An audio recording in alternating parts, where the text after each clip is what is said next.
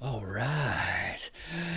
It's that time again. Bum, ba-da-ba-da-bum, bum, ba-da-bum, ba-ba-ba-ba, dun-da-da. Young Indiana Jones.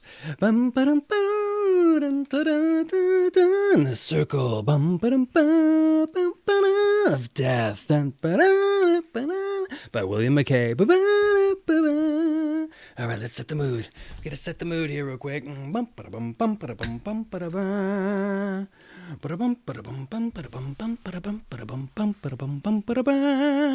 Chapter 5. It only took a second glance between Indy and Herman. Herman covered, while Indy kicked Reggie Pengrave's cap behind the curtains. Indy pulled his hands from his coat pockets. He and Herman were both still dressed for the outdoors. Dad, he called. We'll go outside and, look for clues. Okay, son, as usual, Professor Jones wasn't really paying attention. This time, Indy was glad. He didn't want his father asking a lot of questions. After they were at the door, Herman said, "What clues? We know who made the mess in there." He didn't sound happy. Indy led the way to the shed where they stored their bicycles. "More than that, we may know who's behind all the problems here. I want to check it out right now." They wheeled their bikes to the gate. "Keep your light off until we're on the road." Pedaling through the darkness, Indy tried to remember the map he'd studied that afternoon. As he traced a route to town, he'd noticed Pengrave Manor marked on the map. A right turn to the next road should get them there in 10 minutes. They glided over the gently rolling countryside. Glancing back at Herman, Indy was glad there were no real hills around. His friend wasn't up to heavy pedaling. The country roads were empty. Soon they came to a tall brick wall. It had to be the estate of Pengrave Manor. "Is this what I think it is?" Herman sounded very unhappy. "My dad said to stay away from Reggie. I want to stay away from him. But he won't stay away from us," Indy said. He and Herman coasted up to the gates. They peeked through the open ironwork at the bright lights of a huge mansion. It was much bigger than the place where they were living. Built of a darker brick, it looked older. "We can't get through," Herman sounded relieved. "Guess we had better go back." "We'll go around," Indy said. They pedaled on to the corner of the wall, then turned. Reggie and his friends came in uninvited, and so will we. He got off his bike, leaning it against the wall. "You don't think I'm going to climb this, do you?" Herman grumbled. "With the help of a good tree," Indy told him. About halfway down the wall, they came to a sturdy-looking elm. Its branches stretched over the bricks. Indy laced his fingers together, forming a stirrup. "Okay, Herman, up you go." Herman did not go up gracefully, but at last Indy had him on a branch. Then he scrambled up himself. He didn't get far. He crashed into Herman's rear end. "Why'd you stop?" Indy whispered to him in annoyance. "People are moving around outside the house," Herman said nervously. "Indy, this is weird." Indy crept along the branch until he reached the top of the wall. Then he peered down into the grounds of the estate. The area around the mansion itself were carefully mowed lawns. But closer to the walls, things got wilder. To the right was a small grove of oak trees, and moving among the oaks were shadowy figures. At first, Indy thought his eyes were playing tricks. The figures did seem weird, ghostly. Then Indy realized they were wearing robes, long black robes. As he watched, members of the group began lighting torches. Then one figure, taller than the others, threw back his hood on his robe and raised his arms. He had a closely trimmed black beard, black hair, and deep-set yellowish eyes. Those eyes, they seemed familiar somehow. They'd stared at him from somewhere. Then Indy remembered. This was the figure who'd been at the window of the inn, the Slaughter Stone. "Brothers," the deep voice rolled over the crowd, "soon the special day will come. the day of the longest night.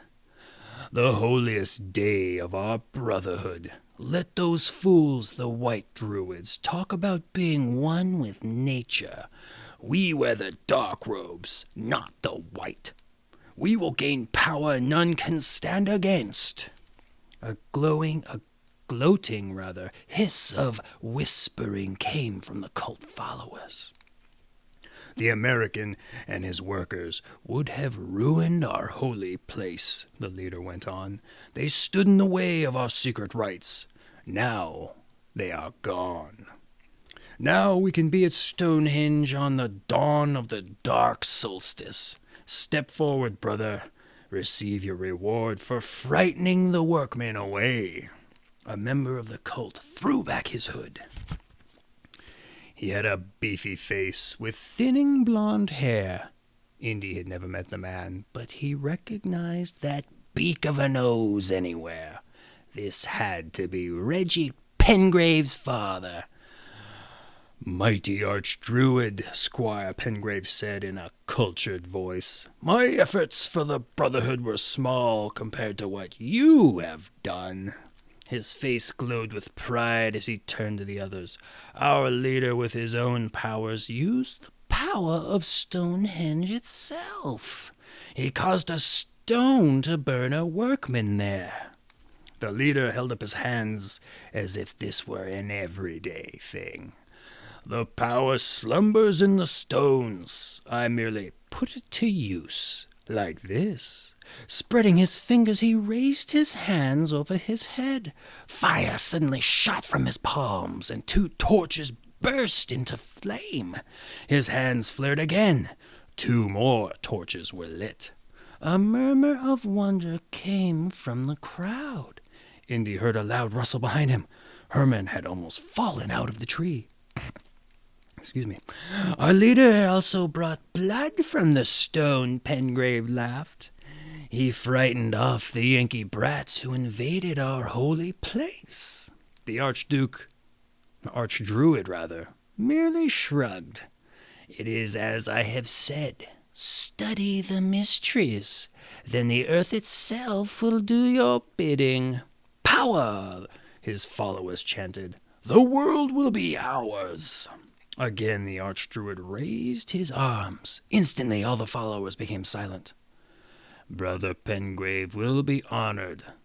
We are most pleased with him.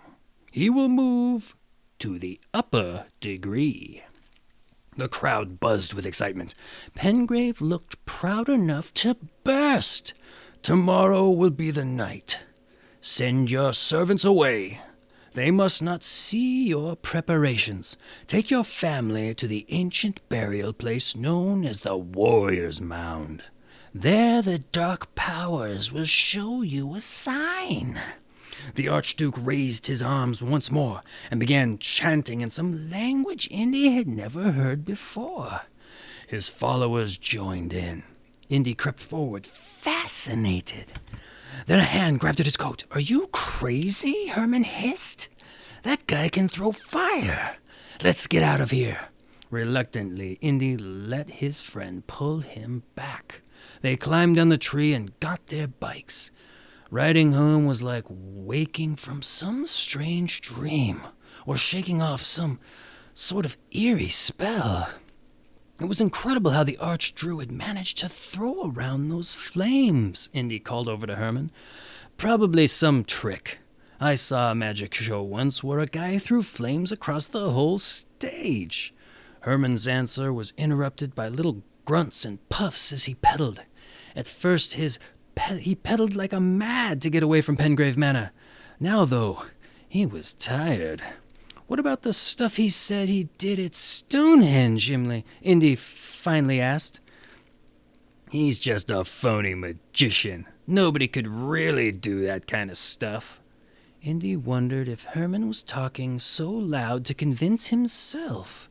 And imagine all those grown-ups believing in all that hooey. Indy laughed along with his friend. Far away from the oak grove, it did sound funny.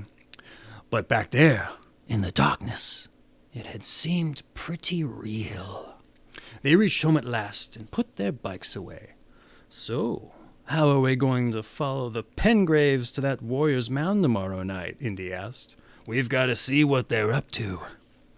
For a second, Herman looked nervous. Do you think we should tell? Then he shook his head. No way they were going to talk to their fathers about this little adventure. Nobody saw them come back in. As they headed up to their room, Indy was ready for a good night's sleep. He sank back into the big, luxurious feather bed, closing his eyes. Then Herman's voice came out of the darkness from the other bed. Indy, are you still awake? Indy answered. I figured out a way to fix Reggie Pengrave. Herman's voice had an awful gloating quality.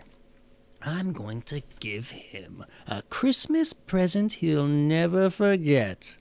I know how to make smoke bombs, you know. This one will be my best, and I'll wrap it up to look like a Christmas gift. What was the matter with Herman? Indy shifted around, now wide awake. Won't he get a bit suspicious when you give it to him? I'll leave it for him. We know that nobody will be around his house tomorrow. Herman started gloating again. I only wish I could see his face when the place fills with smoke.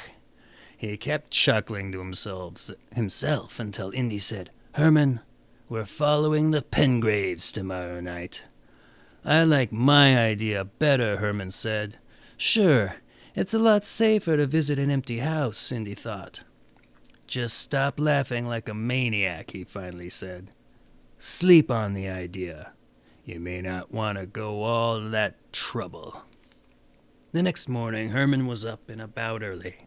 Let's get our bikes, he said to Indy right after breakfast. I've got to buy some stuff. Indy spent the ride into Amesbury trying to reason with Herman. I think we should try to help your father, he said as he pedaled. We know who's behind the troubles at your dad's dig. Let's unmask those dark druid characters. We'll just waste time scaring Reggie Pengrave. Herman gave him a stubborn frown. Look, those guys are getting ready for the winter solstice. That's tomorrow. When they finish with their hocus-pocus, they'll split up. They won't have a reason to keep Dad away from Stonehenge. The problem will solve itself. But getting Reggie, that's different. He started chuckling again. They went all over Amesbury. Herman buying things, Indy acting as a bodyguard. Herman went to the drug shop to buy a bunch of mystery powders. Then he was off to the general store getting a fancy tin box. Next came the card shop for expensive wrapping paper and ribbons. Herman looked like a mad scientist. He kept laughing to himself as he carried off all his ingredients. Now I'm set. No, we're not, Indy stared angrily at their bicycles. The tires had been slashed. One more stop, he said, shrugging. The local repair shop. A much poorer Herman and Indy pedaled home. Herman's good mood had vanished. Now he was even more determined to get Reggie Pengrave. When they reached home, Indy decided to try a new approach. He'd try to convince Herman to put off his revenge. Then, after a day or so, Herman might forget this crazy plan altogether. Indy sat on a wooden box in the shed where they stored their bicycles. His friend was busy at a scarred wooden table, blending chemicals for his bomb. Listen, Herman, we've got days before Christmas. There'll be other chances to get at Reggie. I want to see what these dark druids are really up to. They could be dangerous, all that magic stuff. They're just a bunch of nuts parading around in black nightshirts, Herman grumbled. Indy kept at it. Maybe I'm wrong about the magic. So help me prove you're right. Maybe we'll only see that Archdruid pull a rabbit out of his hood. But on the other hand... Herman was wavering. Indy could see the expressions fight on his face. He wanted this revenge on Reggie, but he was curious about the druids. He was also a little scared of them, but he was trying to convince himself that the magic was phony. "Okay," Herman finally said. "I guess we can get Reggie some other time. I'll go with you tonight." He slammed the top of the tin box down. "This will be ready anyway. Whoever opens it next will disappear in a cloud of smoke." Indy nodded in relief, and his friend carefully wrapped the box in expensive paper. At least he'd held Herman off for the time being. His friend wouldn't go off stumbling into trouble on his own. It was only after dinner that Indy learned he was wrong. "Herman," he called, stepping into their room. They were supposed to be setting off for the Warrior Mound, but Herman was nowhere to be found around the house. Finally, Indy went to the bike shed. Herman wasn't there. Neither was his bike. Indy ran to the old table where Herman had prepared his package bomb. That was gone too. And Indy didn't need a crystal ball to figure out where all three were heading. Ooh. That has been Chapter 5 of Indiana Jones and the Circle of Death. Bum ba dum bum pum pa pa rum pa pum pum pum pa pa pum pum. Join us next time pum pa pum pum pum pum for Chapter 6. Pum pa pum pa pum pa pum pa pum pum pa pum pa pum pa. See you then, boys and girls. Pum pa pa pum pa pum. Boys and girls, boys, adventure seekers. Bum pa da da da da da da. Yeah.